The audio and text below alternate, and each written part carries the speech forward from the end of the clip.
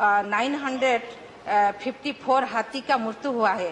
केवल 2019 के आज तक 254 हाथी मरे हैं और पिछले 3 सालों में हाथी ट्रैक के लिए 8 करोड़, हाथी को भगाने के लिए 70 करोड़ खर्च हुआ था। 2019 से आज तक हाथी के आक्रमण से 342 लोग का मृत्यु हुआ है और 369 शारीरिक आघात हुए हैं। जंगल और परिवेश विभाग को मेरे अनुरोध है कि शिमलीपाल में हाथी कॉरिडोर का मरम्मत करे, वन्य प्राणी और लोगों का जीवन रक्षा करे और शिमलीपाल का जातीय उद्यान का मान्यता दे। धन्यवाद।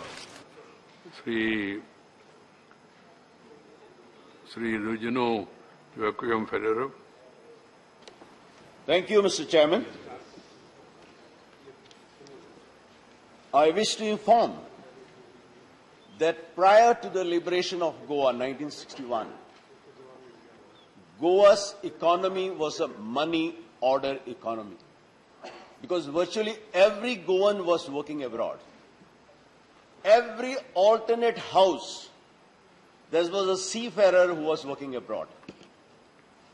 And I'm very happy that the seafarers community in Goa has played a very immense contribution not only for the economy of Goa, but for the economy of the country, because they used to remit foreign exchange, which are very precious for the country. During COVID-19, we are very proud that the Goan seafarers has played a yeoman service all over the world. They work hard. Today, what pains me, that even though every alternate house in Goa are seamen, their condition is very bad. Because overall economic meltdown, there is rampant unemployment, and there is hardly any system to give them pension. Today, I request to Honorable Chairman that the shipping ministry looks into the matter. They were getting a pension of 200 rupees per month. That also has stopped. It is a shame that these people who have played such a great role in the history of this country are today not having any pension scheme, not having any ex gratia. The 200 rupees ex gratia is also stopped now. So I request that please either enhance this amount or bring an honorable pension scheme so that they and their families can live a life of honor and dignity for having contributed so immensely for the economy of this country. Thank you, Fedoraji. Sri Rajamani Patel, whoever want to associate, send your name by slip. माननीय सभापति जी, मनरेगा योजना के तहत मध्य प्रदेश के कार्यों में किए गए भ्रष्टाचार के संबंध में मैं सदन का ध्यान आकर्षित करना चाहता हूं। मनरेगा योजना अंतर्गत रीवा में सभी गौशाला निर्माण का कार्य मध्य प्रदेश शासन द्वारा स्वीकृत किया गया था। निर्माण एजेंसी भी पंचायत को बनाया गया था, लेकिन जनपद के अधिकारियों द्वारा बिना किसी अधिकार और कानून के अधिकांश गौशाला का निर्माण कार्य ग्राम पंचायतों से छीनकर प्रदेश के तथा जिले के बाहरी व्यक्तियों को दिया गया, जिसमें आवास भारद्वाज राजाराम कुशवाहा की टीम को दिया गया। इसमें कई व्यक्तियों का गिरोह काम कर रहा है। गिरोह के लोगों द्वारा बेरोजगार युवकों को रोजगार का लालच दे करके आवास की टीम एनजीओ ने रोजगार युवकों से सुरक्षा राशि के नाम पर 1.5 से 2 लाख रुपए तक वसूल किया है। गौशाला का खाका सरकारी इंजीनियरों द्वारा बनाया गया, जिसमें से लेकर के जनपद तक के अधिकारियों का हाथ रहा है। पेटी ठेकेदारों को बेरोजगारों ने हनुमाना, मऊ, सिरमौर, जवा में काम भी शुरू किया गया, उसका भुगतान नहीं किया। कुछ का भुगतान ग्राम पंचायतों के बिना अनुमोदन के माननीय सभापति महोदय, बिना उनकी जानकारी के मूल्यांकन के अभाव में दीनदयाल ट्रेडर्स को भुगतान कर दिया गया, जो पूर्णतः अवैधानिक है। कई बेरोजगारों को ठगा गया, करोड़ों का भ्रष्टाचार किया गया। बार बार मंत्रियों से आग्रह किया गया कि जांच की जाए, कार्यवाही की जाए, बेरोजगारों को न्याय दिया जाए, लेकिन आज तक उनको न्याय नहीं मिला, इसकी जांच नहीं हुई। मैं सदन से आग्रह करना चाहता हूं, माननीय मंत्री से निवेदन करना चाहते हैं कि इस प्रकरण की गंभीरता को देखते हुए वरिष्ठ अधिकारियों द्वारा जांच कराई जाए, बेरोजगारों का लंबित राशि का भुगतान किया जाए तथा विधि विरुद्ध काम करने वाले सदस्यों एवं अधिकारियों के विरुद्ध कार्रवाई की जाए, ताकि भ्रष्टाचार पर लगाम लगे और बेरोजगार युवकों को जिनका शोषण हुआ है उनको न्याय मिल सके। धन्यवाद राजामणि जी। श्री अजय प्रताप सिंह। श्री अजय प्रताप सिंह, मेरा स्पेशल मेंशन आपका 0 आवर। 0 स्पेशल मेंशन में लगाया था। हाँ, demand to provide home delivery, वो स्पेशल मेंशन में लेना चाहते हैं आप? बोल देता हूं मैं। बोल दीजिए। आदरणीय अध्यक्ष महोदय, भूतपूर्व सैनिक एवं सेवारत सैनिकों को सस्ते दर पर विभिन्न वस्तुएं प्राप्त हो, इसके लिए भारतीय सेना द्वारा सीएसडी कैंटीन की सेवा उपलब्ध कराई जाती है। ये कैंटीन सामान्यतः विभिन्न रेजिमेंट के पदस्थी के स्थान पर स्थित रहती हैं अथवा देश के ऐसे प्रमुख शहर जहां पर सेना के जवान या अधिकारी निवास करते हैं, वहां पर ऐसी ये कैंटीन विद्यमान है। लेकिन इन कैंटीनों के माध्यम से जो भूतपूर्व सैनिक हैं उनको सेवा पर्याप्त नहीं मिल पाती है। आज तकनीकी का जमाना है, बाजार का स्वरूप बदल रहा है। बाजार अब बाजार से निकलकर लोगों की मुट्ठी में पहुंच गया है और इसीलिए उस तकनीकी का प्रयोग करते हुए जिस तरीके से फ्लिपकार्ट और अमेजन जैसी कंपनियां अपने उत्पादों की होम डिलीवरी करती हैं, उसी तरीके से ये जो सीएसडी कैंटीन की सुविधा है, इस सुविधा का अधिक से अधिक सैनिक उपयोग कर सकें, भूतपूर्व सैनिक उपयोग कर सकें, तो इस सेवा का भी डिजिटलाइजेशन हो, ऑनलाइन के माध्यम से ये सेवा सैनिकों तक पहुंचाया जाए, जिससे कि देश के सुदूर कोने में भी निवास करने वाले सैनिकों को इस सेवा के माध्यम से सस्ते दर पर विभिन्न उत्पाद प्राप्त हो सके। धन्यवाद अध्यक्ष महोदय। धन्यवाद अजय प्रताप जी। Shri Santosh Kumar. Santosh Kumar. Thank you, Chairman, sir. It's a harsh Indian reality that we are facing medical inflation. So no one can deny this fact. It's a matter of fact that India is the 3rd largest manufacturer of medicines, and we have the lowest production cost also. But unfortunately, the medical inflation in this country is very high, and it is 14% if we compare with other Asian countries. And secondly, according to the report of the Ministry of Statistics, in this year itself, it was shot up by 7.21%. There is no point in making elaborate details on these percentages, but the reality is that an ordinary Indian it is very difficult for an ordinary Indian to afford medical costs. So we have 355 essential medicines which are listed in the national list of essential medicines, and the prices of all these medicines were steeply hiked. So, and 63% of expenditure is for medicines also, I mean as far as the lower middle income groups are concerned. So what I request is that we need to rethink about our medical policies. We need to deposit more on, spend more on healthcare, and pharma companies must be controlled at any cost. There is a recent Supreme Court verdict. I don't know on which date it was exactly pronounced, but it says that medical companies they are giving freebies to doctors, which are banned by law, but even then they are claiming tax exemption also. So these medical companies, no one is opposing medical companies to earn profits, but they are getting abnormally high profits. So these are the realities. Therefore, I urge to make health a fundamental right. Secondly, these companies must be controlled, and we have to spend more on healthcare. Thank you, Santosh Kumarji. See the advantage of smooth running of the House. Sri Harbhajan Singh.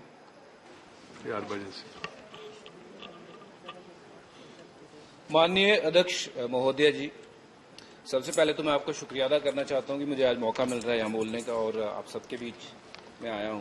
तो माननीय महोदय जी, मैं अफगानिस्तान में गुरुद्वारे और सिखों पर हो रहे हमले के बारे में बोलने के लिए खड़ा हुआ हूं। ये एक ऐसा मुद्दा है जिसने न केवल दुनिया के किसी भी कोने में रहने वाले हर सिख की भावना को आहत किया है, बल्कि ये एक सिख होने की पहचान पर हमला है।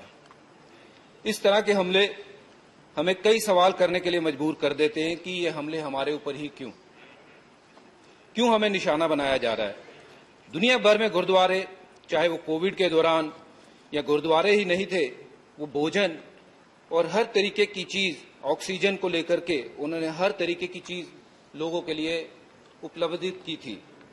स्वतंत्रता के बाद के समय की बात करूं तो देश के सिखों के योगदान के बारे में हम सबको पता है। जीडीपी की बात करूं, रोजगार की बात करूं या दान धर्म की बात करूं तो सिख हमेशा सबसे आगे रहा है।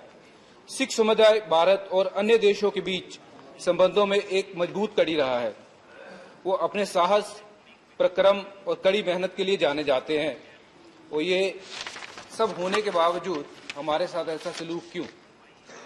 18 जून को काबुल में गुरुद्वारा दशमेश पिता गुरु गोविंद सिंह करता पवन में कई धमाके हुए। परिसर की ओर जाने वाले किले और दरवाजे के बाहर उग्रवादियों ने गोलियां चला दी, जिसमें 2 लोगों की मृत्यु हुई और कई घायल हुए। 25 मार्च 2020 को आईएस के बंदूकधारियों ने, आत्मघाती हमलावरों ने काबुल के गुरुद्वारों पर राय साहेब पर हमला किया। बताया जाता है कि इमारत में 200 लोग थे, जिसमें बच्चों समेत 25 सिखों की मौत हुई। राय साहेब गुरुद्वारा हमले में मारे जाने वाले जो लोग थे, उनके अंतिम संस्कार के अगले दिन फिर और एक हमला हुआ। 2018 में एक आत्मघाती हमलावर के पूर्वी शहर जलालाबाद में एक सभा पर हमला किया गया। उसके बाद सर, मैं आपको बताना चाहता हूं कि अफगानिस्तान कभी हजारों सिखों और हिंदुओं का घर था, लेकिन दर्शकों के संघर्ष के कारण ये संख्या कम होकर मुट्ठी भर रह गई है। 1980 के दशक में अफगानिस्तान में 2,20,000 सिख और हिंदू रहते थे। 1990 के दशक की शुरुआत में ये आंकड़ा गिरकर 15,000 और 2016 में गिरकर 1,350 हो गया है। जलालाबाद के हमले के समय 1,500 सिख थे। अब उसके बाद लोगों ने ये सोचा कि हम यहां नहीं रह सकते। तालिबान के सत्ता में लौटने से 300 लोग और कम हो गए, 300 सिख और कम हो गए हैं। अब केवल वहां पे 150 के आसपास। प्लीज हरभजन जी 0 और को 3 मिनट ही टाइम देते।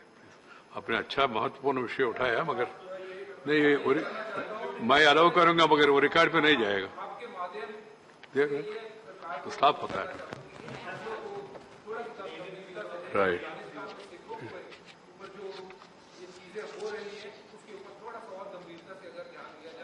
राइट हरभजन जी हमारा जाने माने क्रिकेटर है, सबको मालूम है। जो इन्होंने विषय उठाया वो महत्वपूर्ण विषय है, तो मेरे ख्याल से विदेश मंत्री उसके ऊपर और ध्यान देंगे।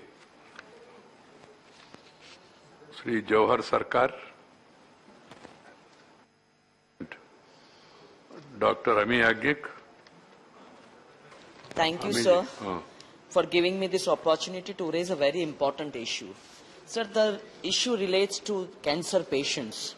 Sir, recent report of the Indian Council for Medical Research shows that number of Indians suffering from cancer is projected to increase to 29.8 million in 2025, which was earlier 26.7 million in 2021.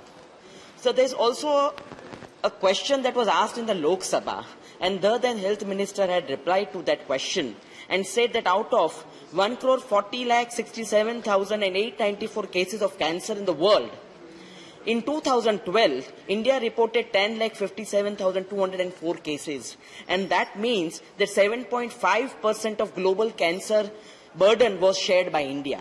That means that every 13th cancer patient is an Indian in the world. So this is a very, very gross situation, and this also shows that we need access for the cancer treatment and the facilities should be a major issue affecting the nation's health. Sir, every year 1.5 million new cases are diagnosed.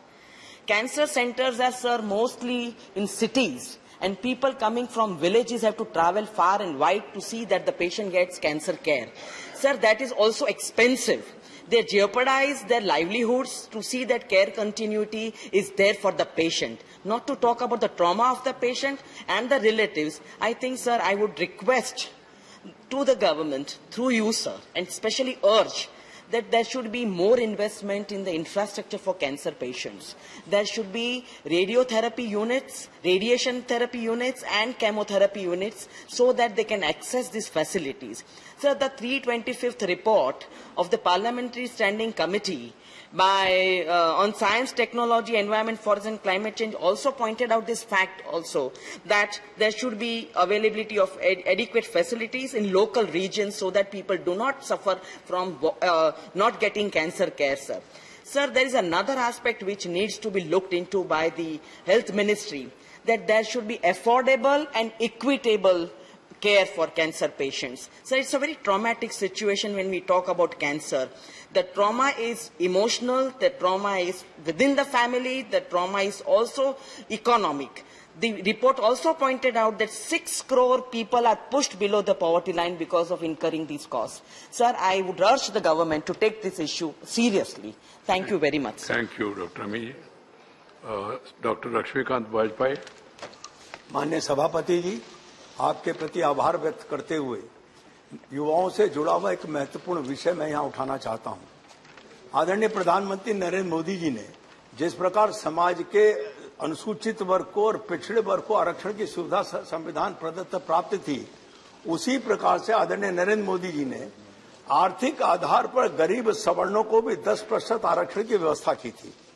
लेकिन उस आरक्षण की व्यवस्था में एक बात की चूक हो गई कि जिस प्रकार अन्य आरक्षणों में अधिकतम आयु सीमा में 5 वर्ष की छूट दी गई है, वो 5 वर्ष की छूट इस आर्थिक आधार पर गरीब सवर्णों के आरक्षण में दी जाए, ये व्यवस्था होनी चाहिए थी। इसके लिए लगातार युवा मांग कर रहे हैं। देश के 7 राज्यों ने अपने यहां प्रशासनिक आदेश जारी करके ये सुविधा प्रदान कर दी है, लेकिन अन्य राज्य इसको नहीं दे रहे हैं।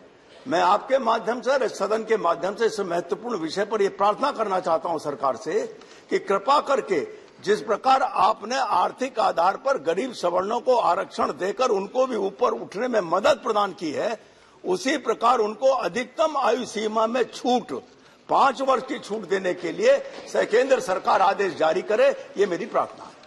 धन्यवाद लक्ष्मीकांत जी। श्री संजय सिंह। धन्यवाद मान्यवर, आपने मुझे एक महत्वपूर्ण विषय जो रेलवे के श्रमिकों से जुड़ा हुआ है वो सदन में रखने का मौका दिया। मान्यवर, रेलवे की सबसे बड़ी आय माल भाड़ा के माध्यम से, माल की ढुलाई के माध्यम से होती है मान्यवर। और माल गोदाम जो रेलवे के हैं उसमें से पीढ़ी दर पीढ़ी वर्षों से बहुत सारे श्रमिक लाखों की संख्या में वहां पर काम करते हैं, जो माल की ढुलाई करते हैं, माल को लादते हैं। उन श्रमिकों का लंबे समय से जो ठेकेदार होते हैं सर, वो शोषण कर रहे हैं। उनको उनकी मजदूरी नहीं देते, उनकी मजदूरी का कोई एक नियत राशि निर्धारित नहीं है। ये प्रक्रिया वर्षों से चली आ रही है। और कल मेरे पास उनका जो यूनियन है उसके एक नेता मनोरंजन जी और तमाम श्रमिक आए थे सर। उनकी एक ही मांग है कि रेलवे के जो माल गोदाम में काम करने वाले श्रमिक हैं, जो रेल के माल भाड़े को बढ़ाने के लिए अपना महत्वपूर्ण योगदान देते हैं, अपना खून पसीना बहाते हैं, ऐसे लोगों को कम से कम ठेकेदारों के शोषण से बचाया जाए। और जो ठेकेदार श्रमिकों को उनकी मजदूरी नहीं देते, उनके खिलाफ कार्रवाई की जाए। मैं आपके माध्यम से माननीय रेल मंत्री जी से मांग करता हूं कि इस ओर उनका ध्यान जाए। बहुत बहुत धन्यवाद माननीय। धन्यवाद Sanjay ji. Associate president Shri Narayan Korgappa. Thank you, Chairman, given opportunity. people of Karnataka, particularly from Mangalore, are grateful for Honorable Road Transport Minister Nitin Gadkari for announcing while laying foundation stone for 15th National Highway project in Karnataka in February this year. That highest priority would be given the Siradi between Bangalore and Bangalore National Highway 75.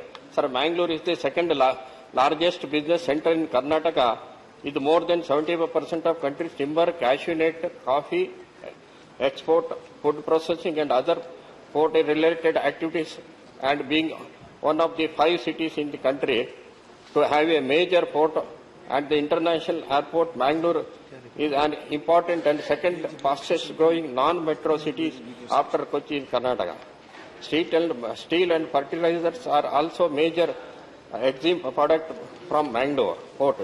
There is a huge potential and scope of pushing economic activities to a new horizon in Bangalore, thereby creating huge employment opportunity for the people in this region.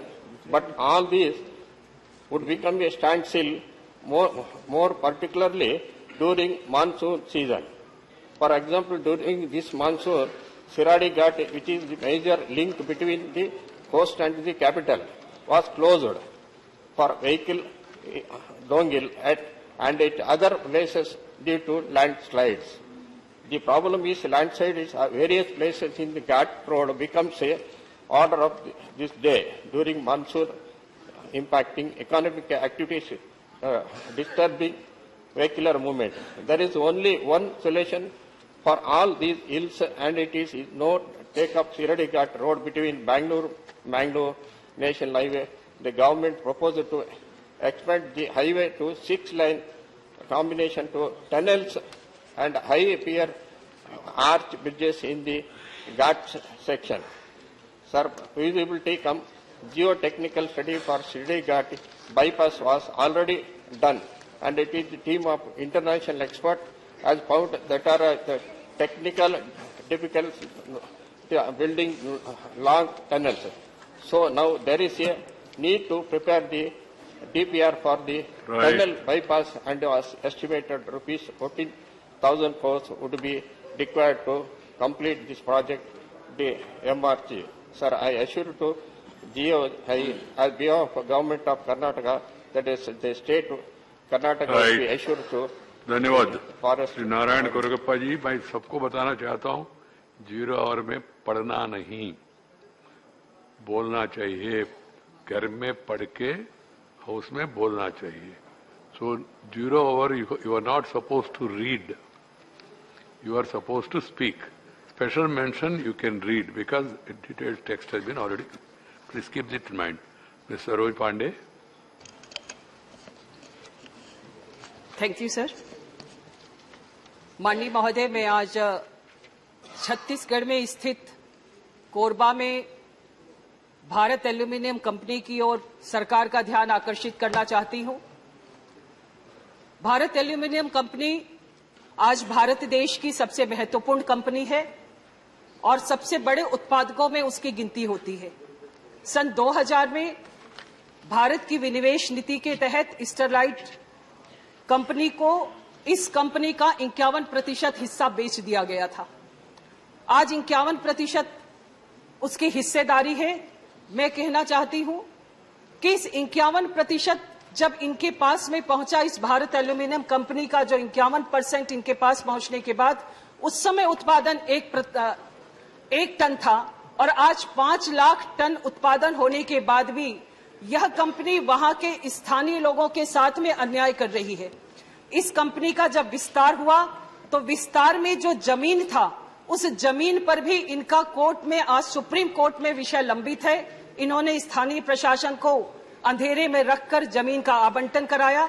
मैं सरकार से मांग करना चाहती हूं कि सरकार ने इन्हें जो जमीन का आवंटन किया, वहां के स्थानीय प्रशासन को जो इन्हें अनुमति दी गई, वह अनुमति अवैध तौर पर दी गई है।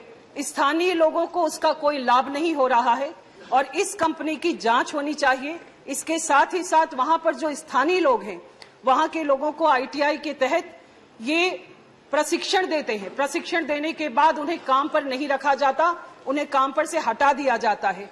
जो वहां पर दैनिक कार्य होते हैं, उन दैनिक कार्यों को भी इन्होंने निजी के ठेके पर दिया हुआ है। इस कंपनी के द्वारा जिस प्रकार का विस्तार किया गया है और वहां पर CSR के तहत इन्हें जो काम करना चाहिए, ये बार बार अपनी ऑडिट रिपोर्ट में घाटे पर अपनी कंपनी को दर्शाते हैं।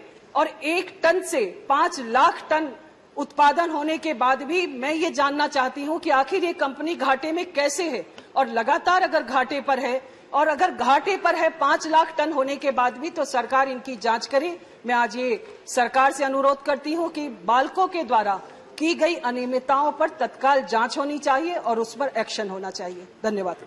धन्यवाद Saroj ji. Special mention Mohammad Abdullah FASTag.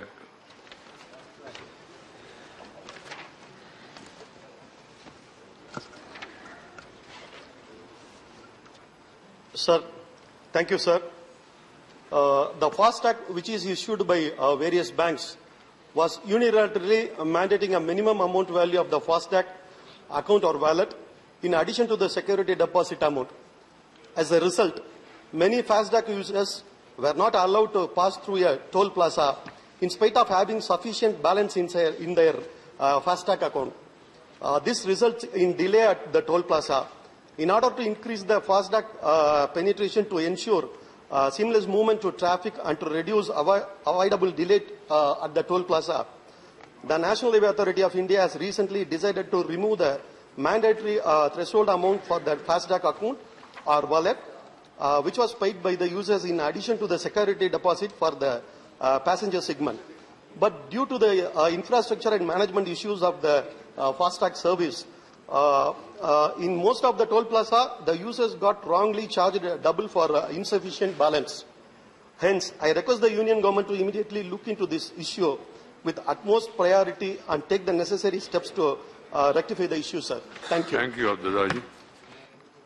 Next is Sir Manoj Kumar Jha. Manoj. Then next is Sri Suken Sekhar Rai. As per notification number 01/2017, Customs of the Department of Revenue, Ministry of Finance, as amended from time to time, imposition of definitive anti-dumping duty on imports of jute yarn, twine, Hessian fabric, and jute sacking bags originating in or exported from Nepal and imported into India has been recommended. As per the said notifications, anti-dumping duty on Hessian fabric is either nil or lower than anti-dumping duty on sacking bags. To circumvent the actual levy, a section of traders in Nepal are reportedly resorting to the unfair practices of passing of jute sacking bags as Hessian fabric, as a result of which our domestic jute industry is not only suffering, but also our government is losing huge revenue on account of legitimate duty. I would therefore urge upon the Honourable Finance Minister to have the matter inquired into for appropriate remedial measure. Thank you, Sukenji. Sri Ajit Kumar Bhuyan. Ajit Kumar, please. Thank you, Chairman, sir, for giving this opportunity. Sir, the Rania Railway Division is one of the 5 railway divisions under the Northeast Frontier Railway Zone of Indian Railways. So I would like to draw your kind attention to a decade-long pending issue of an additional stoppage of 12424 Rajdhani Express at Rania Junction. Sir, people are compelled to go to Guwahati station by hiring cars, losing hard-earned money, and spoiling their precious time. Some elderly people even being compelled to stay one extra night at the nearby hotel of Paltan Bazar, Guwahati. Sir, as you know that Assam is a frontier state and its people are to spend much more time reaching New Delhi by train. At present, there is only one daily service of Rajdhani is 12423/424. Due to some faulty arrangements, users are to face many hurdles and lose hard-earned money as well as precious time. It is also known to you all that Rangya station is the junction point of rail connectivity of Dhemaji, Lakhimpur, Biswanath, Sunitpur, Udalguri, Baksa, Kamrup, Nalbari districts of Assam and East Kameng, East Siang, West Siang, East districts of Arunachal Pradesh. In the absence of an additional stoppage at the Rangya junction, people of nearby areas are facing a huge problem in catching the Rajdhani Express. I urge the government for stoppage of Rajdhani Express train number 12424 at Rangya junction. Thank you, sir. Thank you, Ayajji. Associate, please send your name. Shri Manas Ranjan Mangaraj. Shri Manas Ranjan Mangaraj.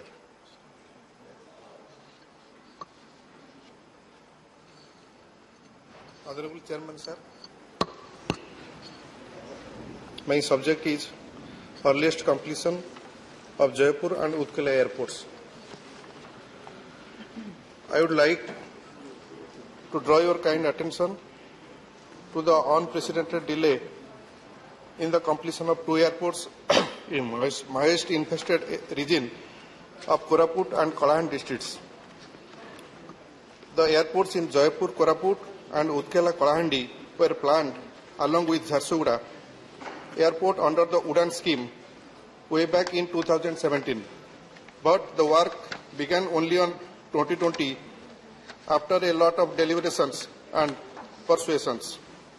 While the Jharsuguda airport has become operational and Raurkela has been added to the list of Udan, people of Koraput and Kalahandi are still awaiting their dreams to be materialized. Despite several inspections and promises, thereafter things are getting delayed and unknown regions. Both Koraput and Kalahandi are known as the gateway to commercial hubs in the neighboring states. Whether in terms of business viability or safe communication mode in the wake of Maoist threats, Jaipur and Utkala airports are very crucial not only for people in the region but also for the entire state.